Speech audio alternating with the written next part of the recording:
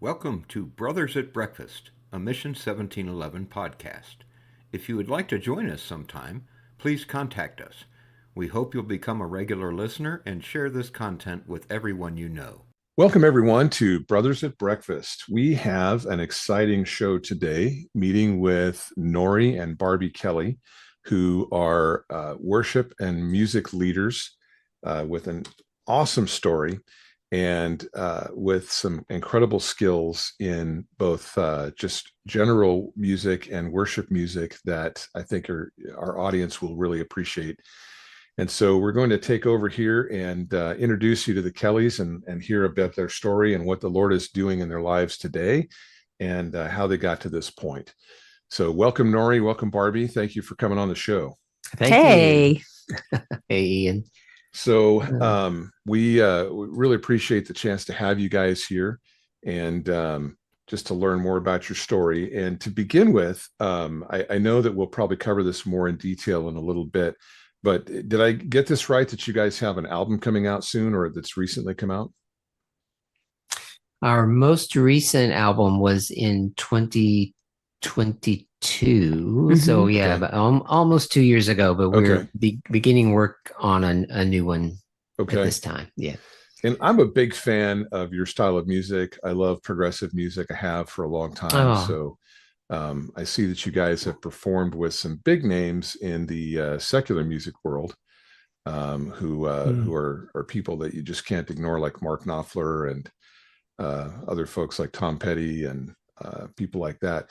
And I'm just curious, did you start off in the secular world and bridge into the CCM Christian movement, or has it been parallel? How did that happen? well, let me clarify real quickly. We have not performed with Mark Knopfler or Tom Petty. I mean, I think there have been those names maybe we've been compared to, or I that see. kind of stuff over the years. Influenced Just by, reading for the sure. notes here.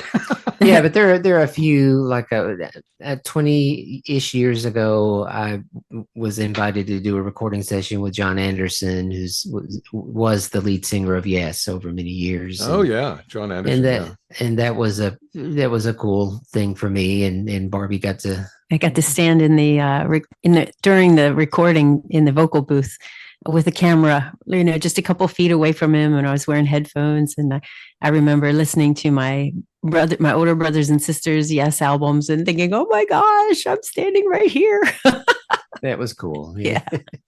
And then The music world is an yeah. interesting world that there's often a lot of crossover between faith and folks who don't have faith, and Yeah. it's an interesting thing how music tends to unite people, Yeah.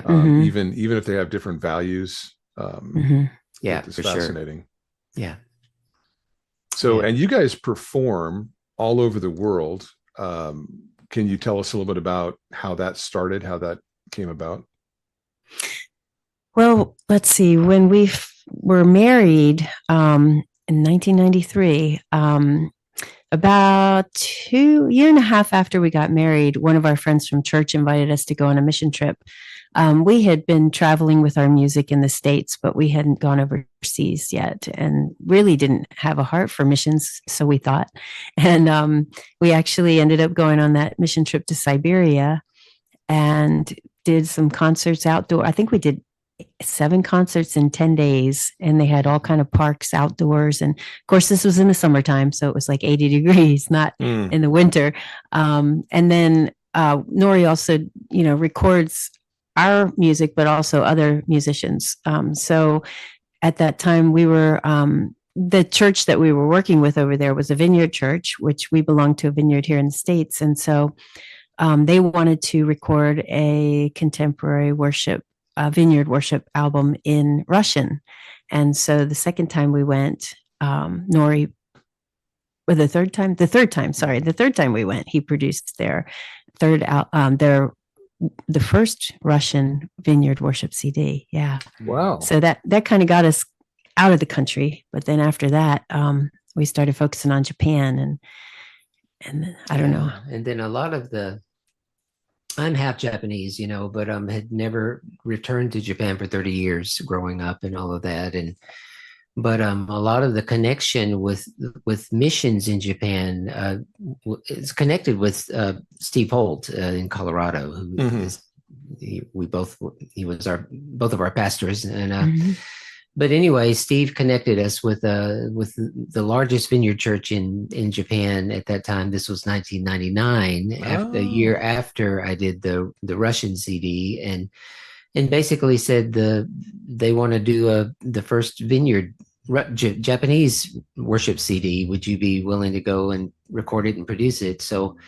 So that started a long, wonderful, wonderful relationship with the Vineyard Church in Japan for us, and we've over the years we've been involved in 7, which is how many they've done, all 7 of their worship CDs, and so that's been a real blessing. That is neat. And so I didn't realize that it was Steve that was the connection point for you. That's fascinating. Yeah, it was Steve through Bob Fulton, through that kind of thing, because of Bob Fulton having a Japanese connection as well. So, but so that was the recording and mission side of it. But that we lived in Japan a couple of times as missionaries, as you came over one of those times with a team, and it's where we met you. But so we lived in Japan about 2 years, 2 different times, 03 to 05, and then 09 to 11.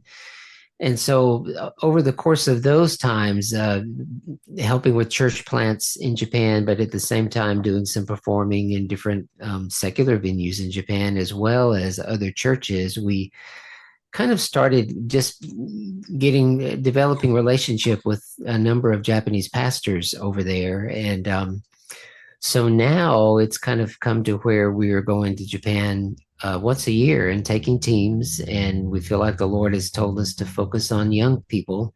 And so we have had a number of young people go with us every time, and we have about, I don't know, 8 or 9 churches over there that it's been wonderful. I mean, we've God's given us kind of an open door over there to just go and do our concerts and minister and hands-on prayer at the end of every meeting, and people come forward, and it's great. Yeah.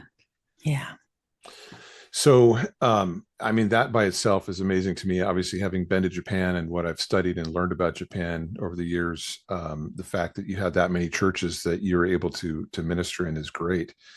Have you seen a growth in the faith in Japan in recent years? Is that something that's continuing to grow, or what are your experiences that way? I don't know. We would probably have to say it's hard to tell for us, just because we're not in contact on a daily or weekly basis with the pastor friends that we have over there. But the percentage of Christians, to my understanding, is still very, very, very small. Still around that less than 1%, between 0.5% and 1% Christian. Wow.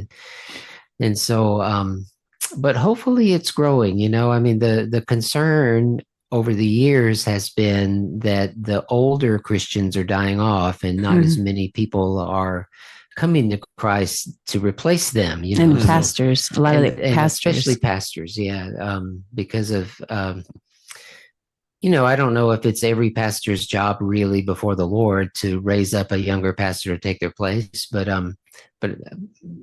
it's a good practice, I would think, so that's not happened as much in Japan. And so not as many young pastors were raised up to replace those elderly ones, and so,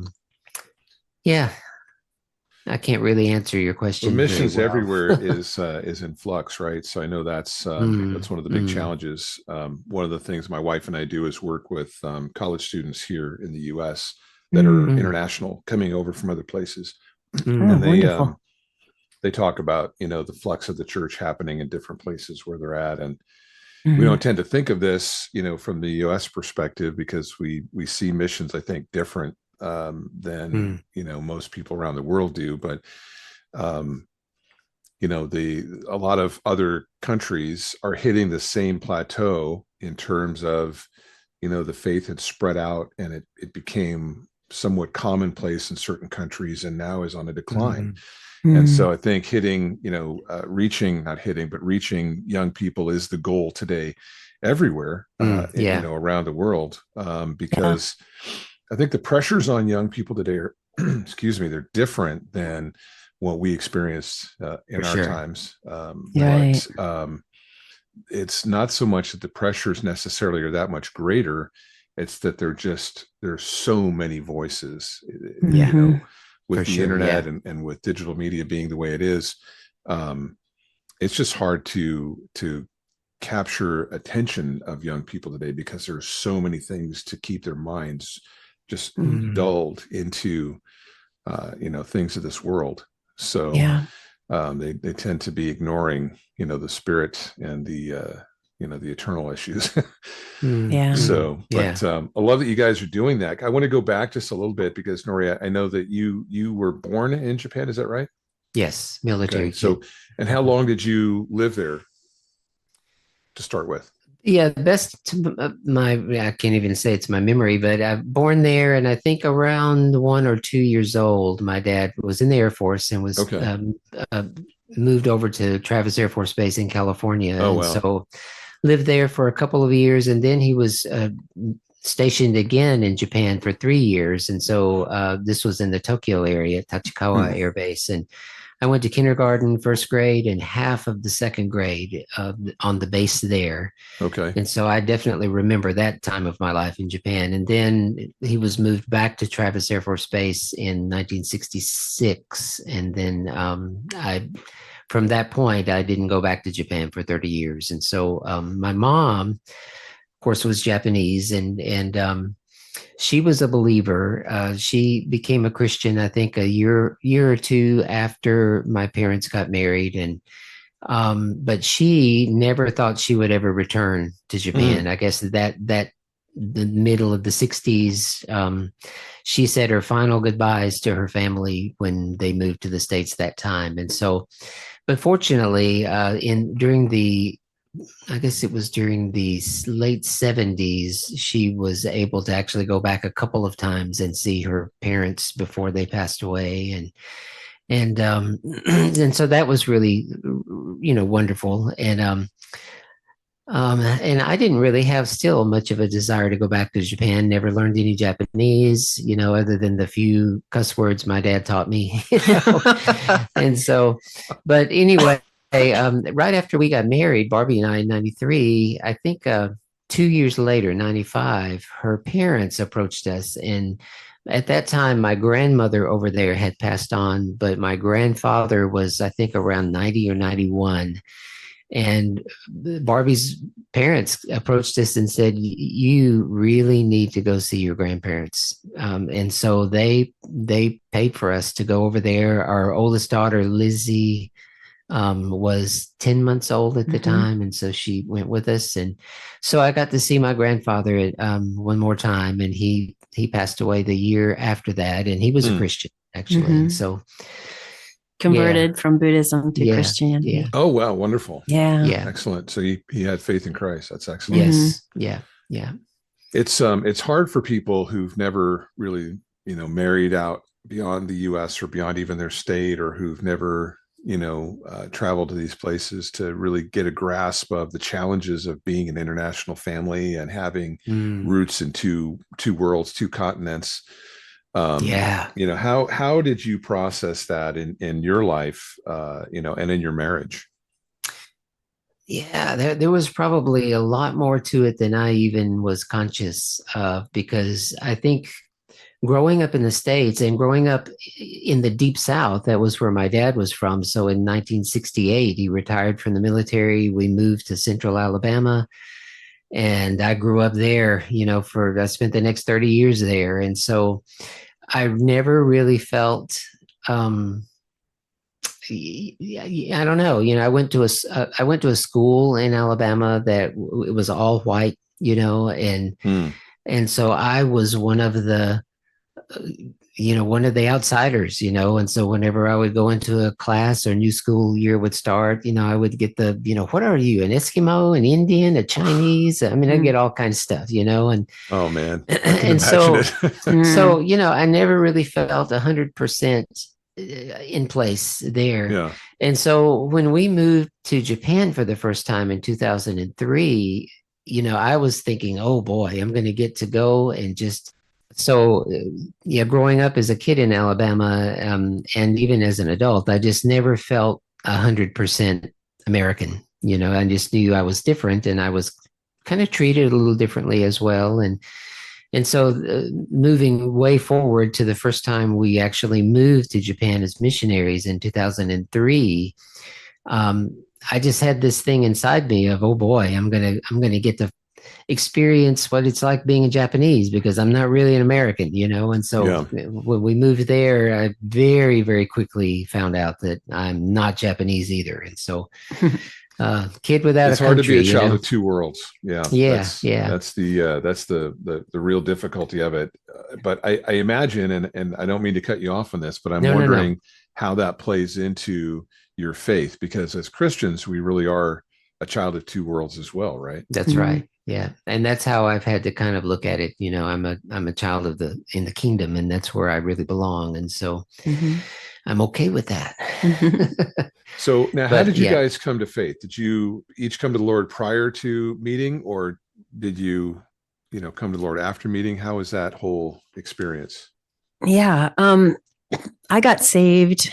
I'm actually from Delaware originally. Mm-hmm. And so I got saved when I was in college there at the University of Delaware.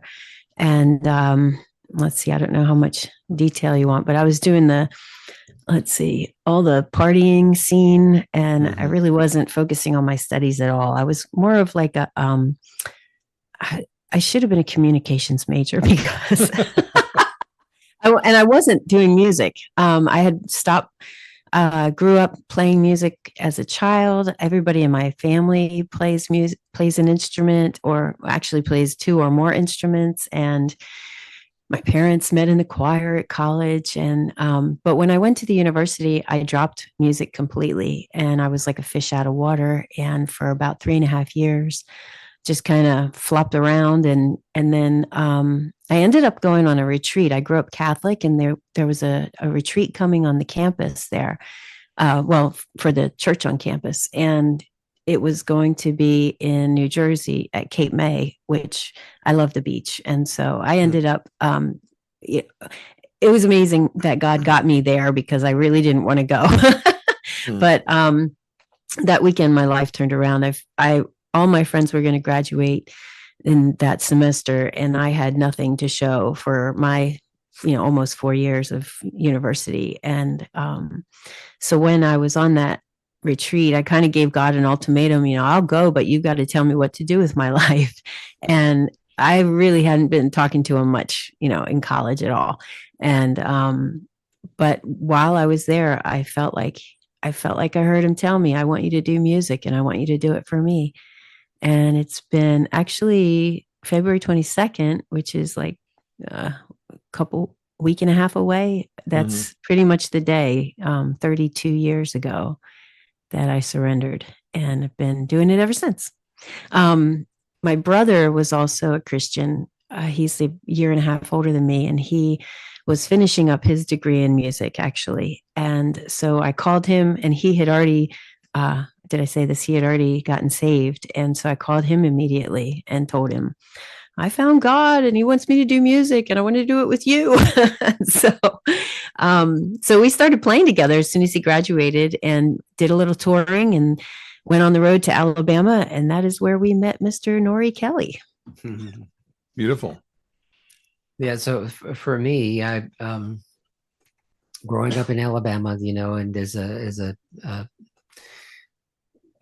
I guess an adolescent during the early 70s, got into drugs. And yeah, it's funny, thinking back now, you wouldn't necessarily think that in a small country high school in Alabama that there would be much drugs, but right. Oh my goodness, there were just lots and lots of drugs. And so I experimented with about everything I could, except for using a needle. I wouldn't do that, but got to where my drug of choice was hallucinogenics, so mushrooms, LSD, mescaline, that kind of thing. And for a couple of years, did a whole lot of that.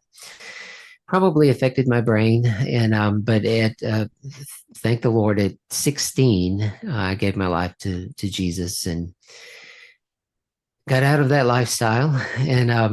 and so my senior year, I was a very committed believer and pretty much lost all of those friends that I'd had for all of the years, and gained a couple of Christian friends it was a wonderful thing. We're still friends now, of course, and pretty immediately, I guess, got a hunger for the word. So I just delved into the word, and became a disciple pretty quickly. And so, not to say I didn't have struggles and that kind of things over the years. Two things that I really struggled with over the years, even as a solid, committed Christian, were pornography and smoking. And so, been a long time since God's delivered me from all of that, but I'm very grateful. Hallelujah. Yeah. Well, it's hard for people who haven't experienced addiction to realize, the pull that has in your life, so that when you say you were delivered from it, we're talking about something really truly supernatural, because most people who get into those kind of hardcore drugs never come out. And, right. So it's not surprising that your friends didn't follow you, because, they probably didn't want to come out of it. Right. So, yeah. And, let me just interject this too. Pretty much every single one of them are dead now. That's exactly what I was about to say. I had a lot of friends that, were part of that lifestyle in my world, and they're all long gone. They're all dead. They haven't seen anything close to the life I've seen in terms of years and experiences. And it's tragic, but it's a reality that, drugs, alcohol, that stuff kills. Yeah. And there's a reason why God delivers us from it. So if you want to have life, for sure, then trust in the Lord Jesus and let him make your life something good. You don't have to use a chemical to to do that. Yeah. So, well, it's awesome to hear all that, because I literally never had a chance to talk with you guys about those things, right? We've shared the things of the Lord, but we've never really talked about history and past. And that's just one more reason why I know I have a sense of connection with you guys. So all fascinating stuff. So tell me how you organized creating your band, which the name of their band is Wind. And what is the meaning of wind, and where does that all, begin for you guys? Let's see. Well, we started singing, playing together, I guess, right before we got married. And we had a different name at first, but after a year or so, I think, I don't know where the word wind came from, as far as thinking the Lord just gave me that name. He would tell me, I feel like we're supposed to have a one-word name, because we were called Eden's child. That's right. And then but he was just like, I just don't feel like that's what it's supposed to be. I feel like it's a one-word name. And then you were reading John. It must have been, the name wind comes from John 3:8, so where Jesus was telling Nicodemus, the wind blows where it wills. Right. You hear the sound, don't know where it's going, where it comes from. So it is with all who are born of the Spirit. And you can't hear me smiling, but that's exactly where I was hoping you were going to go. Right. And, it's kind of strange, because it was almost like God was speaking that verse prophetically over our lives, because looking back after 31 years now of marriage, that's exactly how our lives have been. But anyway, it comes from, John 3:8. I'm talking about how many times we've moved.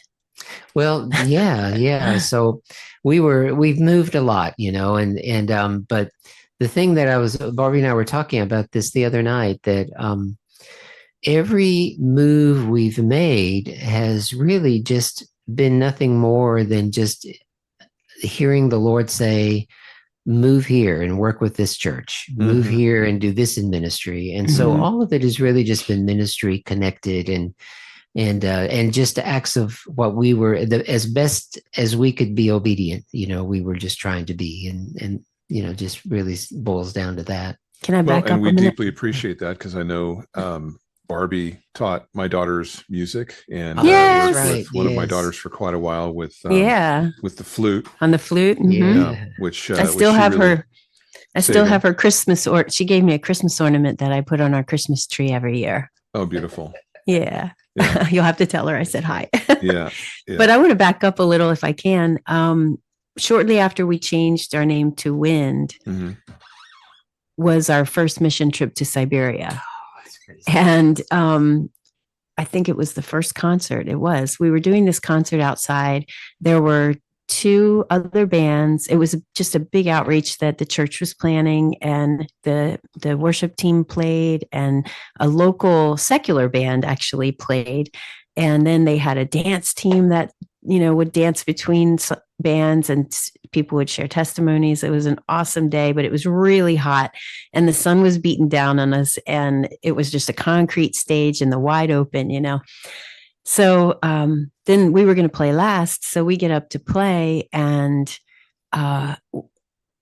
during the first couple of songs, I think the clouds started moving in, and we were playing this song called "Feels Like Grace," and it has 3 verses. And the first one talks about light, the second one talks about rain, and the third one talked about wind. And all of that happened, as we were up there. And I remember one part, I was trying to play the flute. We were doing this instrumental, and I couldn't blow across my flute because the wind was blowing towards me. Oh. And Nori looks at me, he's like, "What are you doing?" I was like, "I can't, I can't play." But the wind came in so strongly that I remember looking out at the crowd, and this one girl just trying to hold her skirt down because it was blowing, and people, it was just kind of crazy. But I mean, it rained so lightly that it didn't really, bother our equipment or anything like that. So we just kept on playing, and we pretty much from that, we were like, okay, I think we got the right name. Yeah. The weird thing about that day too was that the weather changing so drastically during a period of one song, pretty much most of the people that were there left. And but the ones that remained, I think there were maybe around 20 that stayed or something like that. I can't remember exactly, but the rest of the team that were on that trip were kind of working the crowd, I don't know, they're passing out tracts or sharing, just talking to people and stuff. And they were from the Dallas Vineyard. I remember that. Okay. But anyway, after that happened with the weather and all of those other people went away, if I'm not mistaken, every single other person that stayed gave their life to Christ that day. Yeah. Wow. And that was awesome. cool. Excellent. Yeah. Well, it's amazing when God shows up, and if you're willing to let him, show up in your life and teach you and change your life, he will, So the weather story is fantastic. I've seen things like that, but I can fully appreciate what you guys experienced that day. It's pretty amazing. Now you guys, you've been on 30 mission trips or more probably since the notes something that I was given, right? Yeah, something like that. And a couple of these are things that I'm deeply interested in. I have to say, I've never been deeply interested in Siberia, although I think it would be amazing to go. But Siberia's not been on my list. But certainly, having a strong connection to the UK and to Ireland, from my family history is interesting. But the one that gets my interest the most on your list is the Navajo. And I'll tell you why, because I watched a program not too long ago about how the Native Americans, especially in the Southwest, are experiencing a major revival. And I'd love to hear what you did with the Navajo in Utah. Oh, that's great to hear. Yeah, it is. Yeah. The beginning of that was we have a close friend in Colorado. You may know him, Ian. His name is Kirk Yamaguchi. And Kirk is a vineyard pastor in Grand Junction, Colorado. And he was... Yeah, I know of him. I don't know him personally. Yeah, so at that time, Kirk was in Canyon City, just south of Colorado Springs. And he was taking mission trips, leading their church down to the Four Corners area and just working with a local Methodist church there, just working on their building, taking a team down, I think once a year and just doing painting and whatever could be done. And so our first trip there was with Kirk and the team from the Canyon City Church. And so we began taking, I think after Kirk left and went to Grand Junction to pastor there, we became the missions people at the vineyard in Canyon City. And so we would do a trip. I think we did a couple of trips, led a couple of teams down there to that same Methodist church. So it wasn't a kind of thing where we saw any kind of great mighty move of the Holy Spirit or anything. We just took people down and painted and just did work, repair work on their building. And then we had some of the people were doing VBS with the Right, kids. And then at the end, we had a big, VBS dinner and celebration, but then we also did a concert that night too. Yeah. And and we would pray for people and that sort of thing too. Yeah. But that was real precious. Yeah. Yeah. It's neat to see over the years of time how when you plant seeds and you're part of something when it's small, and then later on you hear that it grows. It's neat to say, oh wow, that's awesome what the Lord is doing there. And his word teaches us that if we're faithful in small things, that we'll be granted the privilege of working in big things. Exactly. And I love that you guys were there, working in a small setting when maybe there wasn't much recognition to it. Because I have heard that apparently the current, I guess it's more of an awakening than a revival, but an awakening in the oh, that's great. the Native Americans down in the Southwest that is That's awesome. that is having major implications. They're talking, from what I saw, and again, this is just a documentary I saw about a year ago, but from what they're talking about the churches growing there so profoundly that now the Native Americans are considering themselves to be missionaries outward into other parts of the world. And so wow. they have people coming to the Southwest and specifically to the Four Corners area, to churches down there from around the world, even from places as far as Asia. So wow. Wow. That's awesome. Just, oh my goodness. Yeah, I think that's exciting just to hear that. Of course, hearing any group of people come to the Lord and see his work is always exciting. So but wow. I love that you guys are faithful in those things where you've had the chance to go and be part of so many different works in so many different places. Where do you guys have planned next? I know you said you're going to Japan again sometime within a year. Where else are you guys slated for at this point? Well, in May we're planning to go back to Japan. Okay. We usually go for about 2 weeks, and this time we're going for 3 weeks because most of the time, the busiest time is the weekends because a lot of people are working, long days in Japan. And so we wanted to have an extra weekend to be able, because we are playing several different churches these days, these years. And so we're going to be taking a team. I think there's 9 of us that are going, and we'll be gone for 3 weeks this time. So we're excited. It's going to be a stretch for everybody, I think, but it's going to be so much fun too. Really excited about this particular trip because one of my nieces and one of my nephews are going with us. So it's excellent.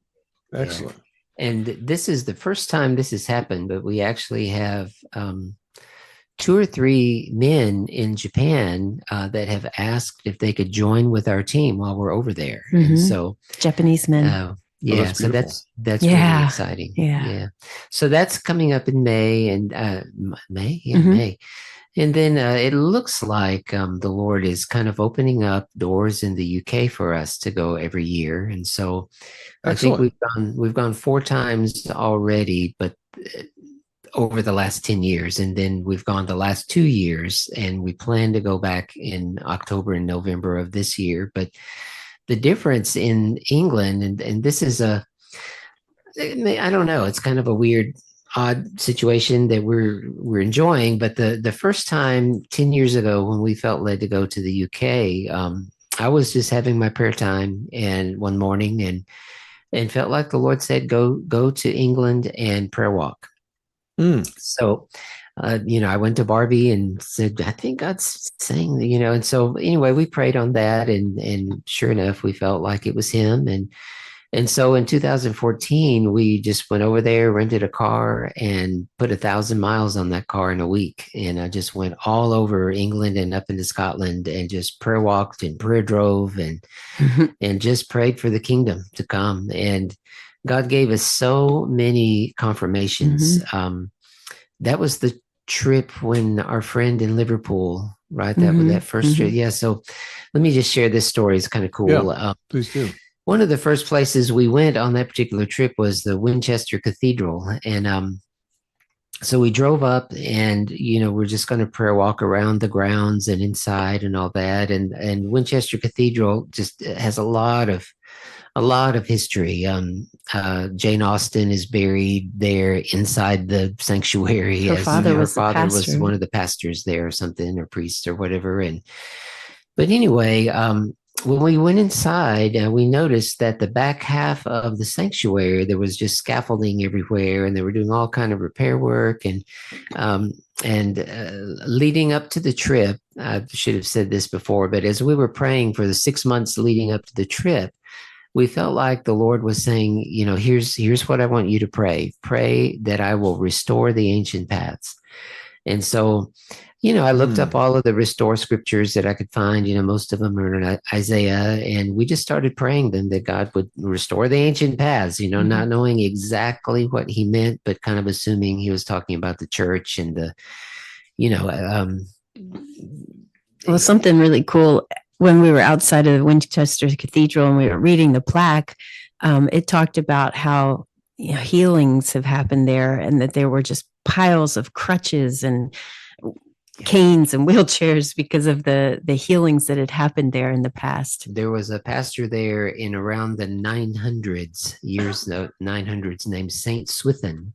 Mm-hmm. And he had a healing ministry, evidently. And so that particular church became known for healing. And it said that at that time, the inside of the sanctuary walls all around were just crutches and walking sticks and just people that were healed, So when we walked up to the grounds and I saw that, it was like something the spirit just came over me. I started crying, and I felt like the Lord was saying, this is one of the ancient paths that I want you to pray, So anyway, going on onto the inside, the scaffolding was there. We couldn't go to the back half of the building because they were doing all this construction. And then we continued on going other places, and it seemed like everywhere we went, we were seeing the same thing. Just construction was happening. And so, or they were closed due to construction. Yeah. So we have a friend in Liverpool that we met up with, and he took us around all the Beatles sites and all that kind of stuff. He's not a believer. And but anyway, he took us to a castle that we couldn't get into because of construction. He took us to outside of Liverpool. There was a town called Chester where he was raised, and took us to the Chester Cathedral. We couldn't see the back of that because of all of the scaffolding and the work. He took us to a wall where the Normandy wars were happening, and he said, there's still a wall remaining there. So he took us there. We couldn't go there because they were working, So anyway, at the end of the day, this was just a crazy thing that God did. But at the end of the day, we took him home, and his girlfriend is a school teacher. And so when we got there, he introduced us to her, and then he started telling her, everywhere we went today, we couldn't go in because of all of this construction. And she said, well, haven't you heard? There's a restoration happening all over England. Oh, wow. So God is saying to you, I've got plans for that restoration, and it's not just to rebuild stuff, it's to rebuild lives. Right. Yeah, exactly. Yes. The natural speaking of the spiritual, So that's interesting. We didn't react when we were with the two of them, but when we let him go into his house and we got back into the rental car, we were like, man, could you believe what she said? So, but anyway, the first two trips we took to the UK were prayer walk trips.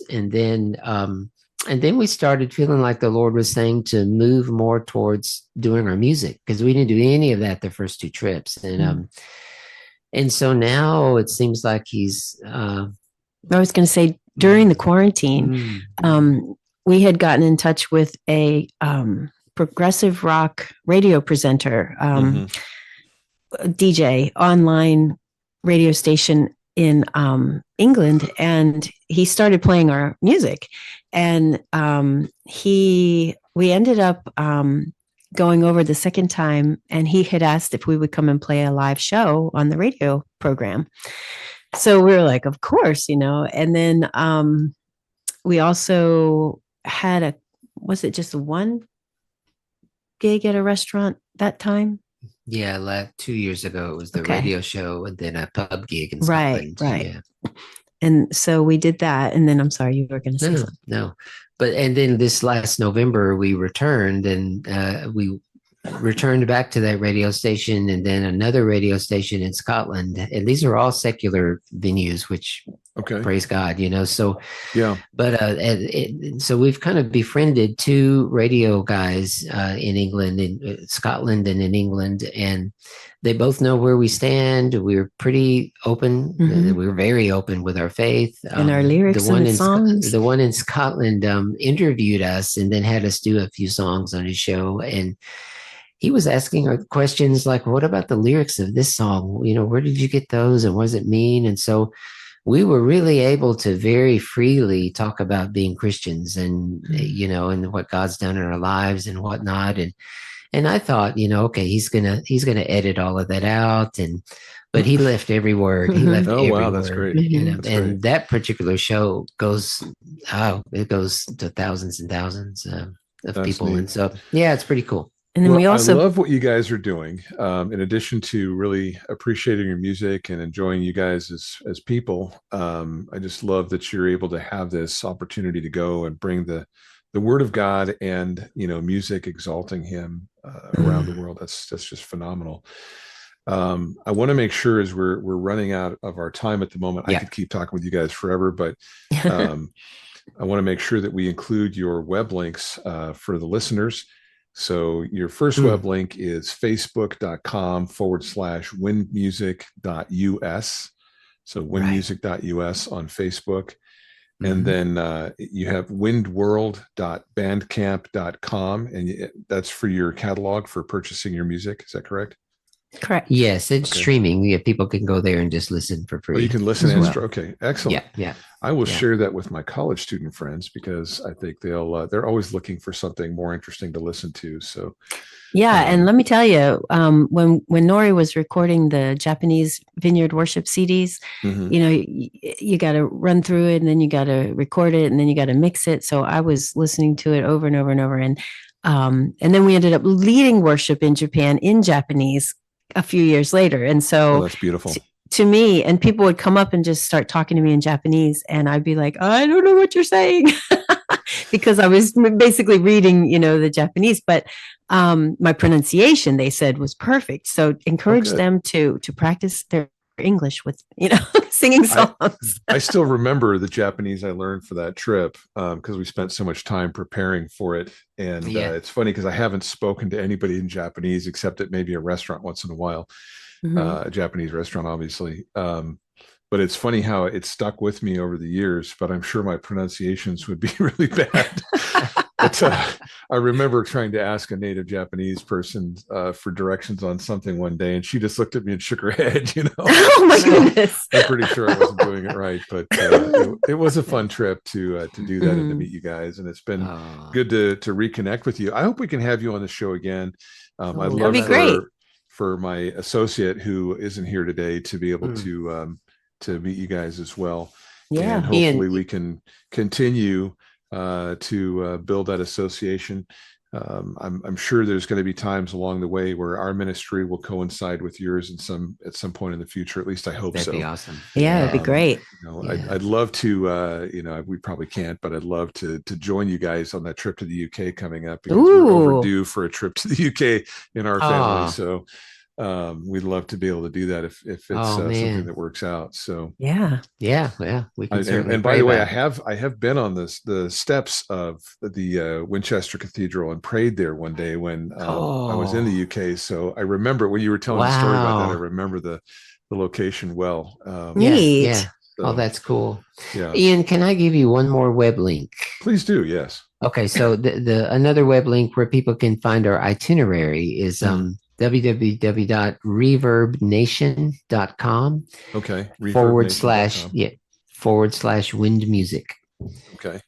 Yeah. I'm going to plug that right in just now. So thank you.